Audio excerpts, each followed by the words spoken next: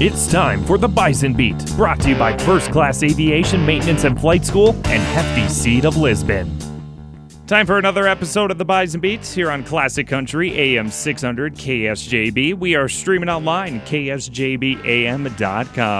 I'm Kyle Dean here for this next 15 minutes. We're going to break down Bison football, and we're actually talking to voice of the Bison every week. It's Mr. Jeff Culhane. Hey, Jeff, how are you doing for today?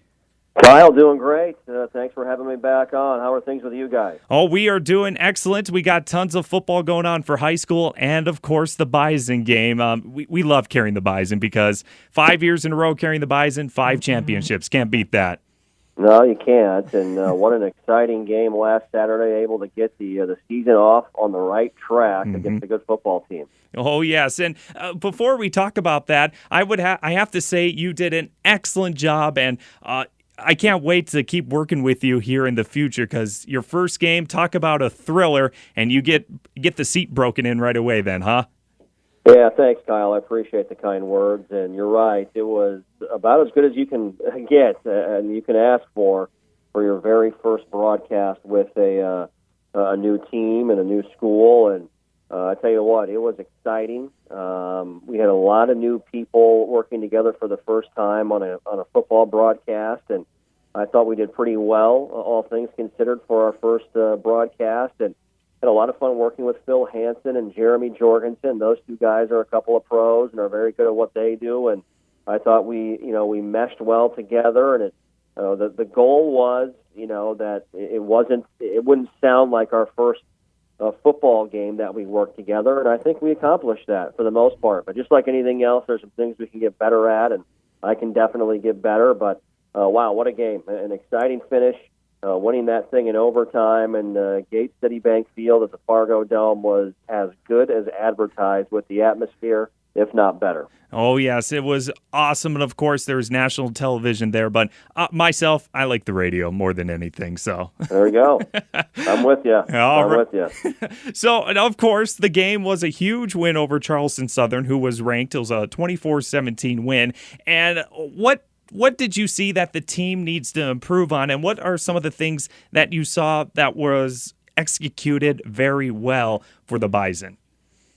Well, I think, after your first game, I think everybody has things they need to clean up and improve and get better at. And, I think along the offensive line, I think the physicality of Charleston Southern was a little bit of a surprise with the way they play defensively. I think we were expecting to see more of a defensive front that was, wanted to use their athleticism and speed and more so than physicality, and they played pretty physical. I think we were surprised by how physical they were up front along the line of scrimmage. So I think the offensive line had a pretty good day. I think they feel like they could play a little bit better, and I think they wanted to impose their will even more so than what they did last weekend. Now, with that being said, they still ran, this Bison offense still ran for around 230, 240 yards. That's still a pretty good day, a pretty good night at the office. So it was a good effort. I really liked the way Easton Stick threw the football down the field.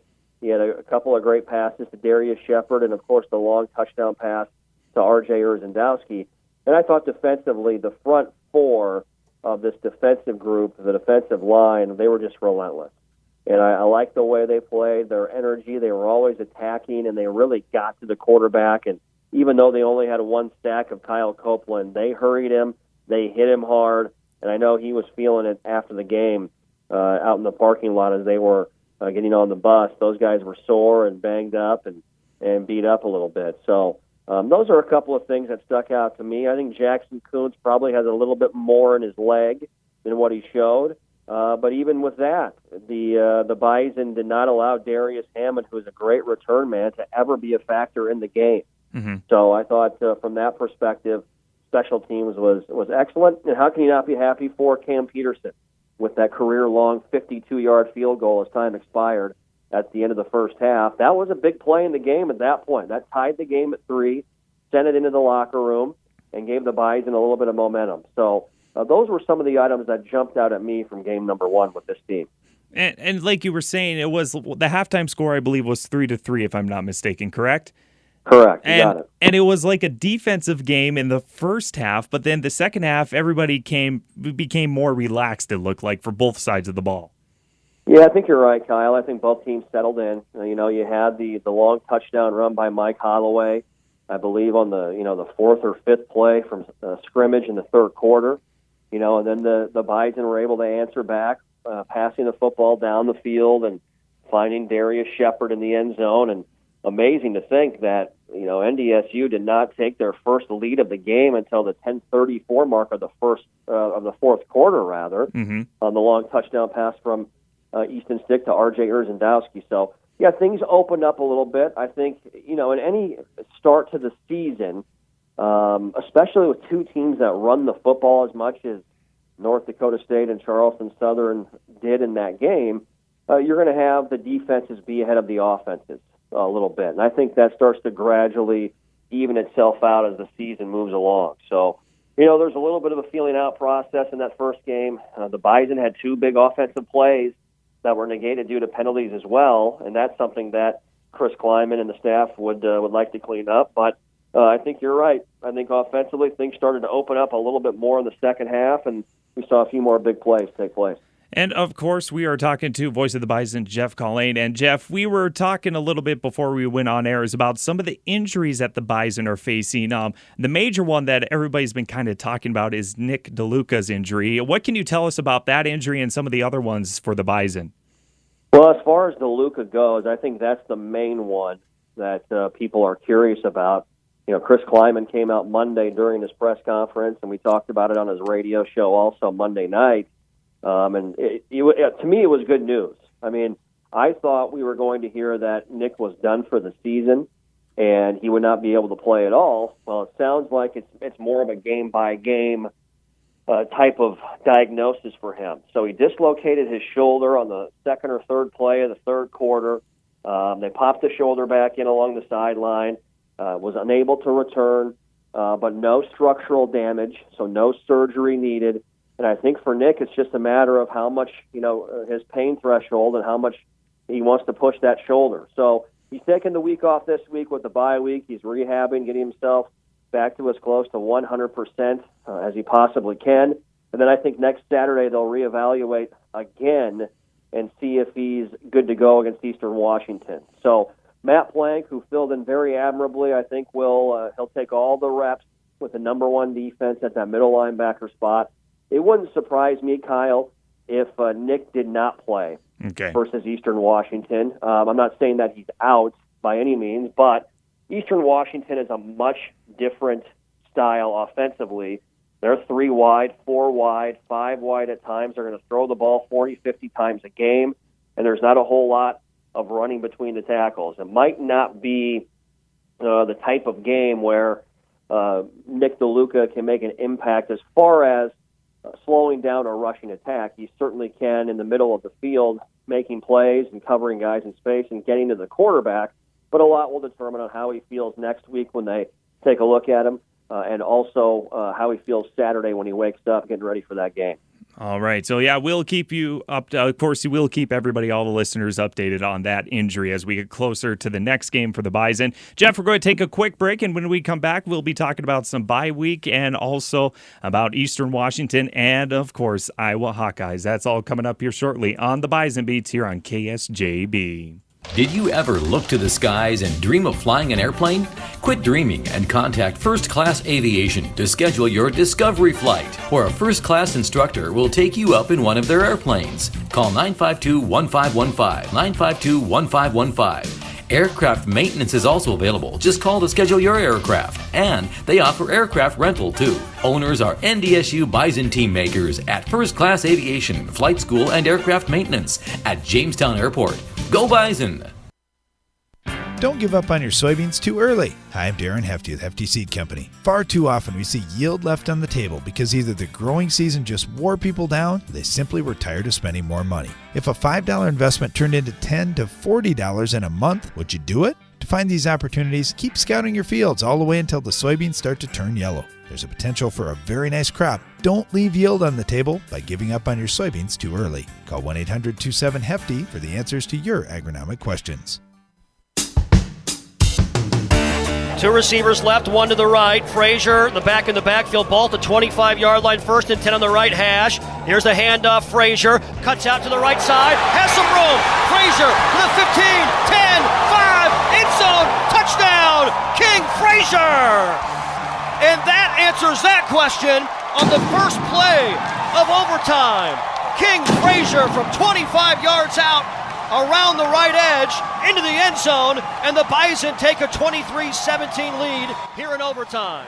Oh, yes, what an exciting game it was, and that was, of course, our voice of the Bison, Jeff Culhane. That was an exciting point, wasn't it, Jeff?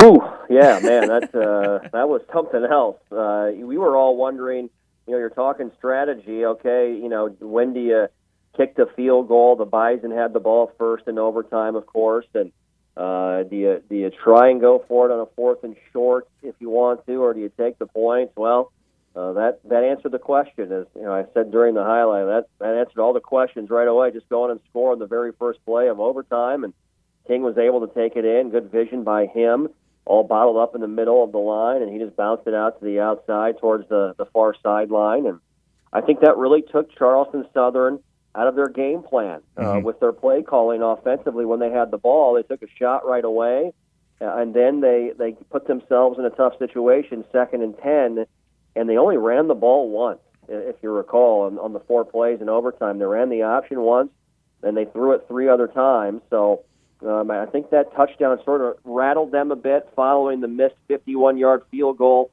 by Jacob Smoke at the end of regulation that would have given them the win. So that was a lot of fun. That was a great way for King to make the Fargo Dome erupt, because that place was electric at that point. Oh, yes, it was. And now we've been talking about the game so far, about the Charleston Southern, but now they have a bye week. But let's take a few moments each for both Eastern Washington and Iowa Hawkeyes in about 2 minutes. So what can you summarize for those two teams in a couple minutes? Yeah, you bet, Kyle. Eastern Washington is out of the Big Sky. They play Washington State this weekend in Pullman. So they've got a big challenge taking on a Pac-12 foe in their home state of Washington. But offensively, very dynamic. A name to look at for Bison fans is Cooper Kupp, who was the Walter Payton Award winner a year ago as the Player of the Year in the FCS. He's a wide receiver. He has rewritten all the record books. He's close to setting some FCS national records here this season. So Cooper Kupp is a guy to watch, and Eastern Washington loves to throw the football. They've got a big challenge versus Washington State. And then Iowa opens up their season against the Miami of Ohio team coming into Kinnick Stadium in Iowa City. And they're coming off a fantastic year where they went 12-0 during the regular season. They were seconds away from winning the Big Ten championship. They played in the Rose Bowl and got smacked by Christian McCaffrey and Stanford to end the year. But they returned C.J. Beathard, who is a very good quarterback, and they also returned an excellent defense led by cornerback Desmond King, who is the Thorpe Award winner from last season as the best defensive back, best corner in all of college football at the Division I level. So they've got some playmakers and returners back off of their 12-0 season last year. And I think of all the games the Bison have played versus FBS foes, this might be the most difficult one on paper going in for NDSU against Iowa on September 17th. Well, it's going to be quite exciting there, Jeff. Anything else you want to add before we go? Just great to be on with you once again, Kyle. And, man, really had a great time. And Bison Nation did not disappoint in any way, shape, or form with that first game last weekend. All right. Well, once again, thank you to Voice of the Bison, Jeff Culhane, and we will talk to you next Wednesday, sir. All right? All right. Thanks for the time. Thank you very much. See you later. That was once again Voice of the Bison, Jeff Culhane, for today's Bison Beat on AM 600 KSJB.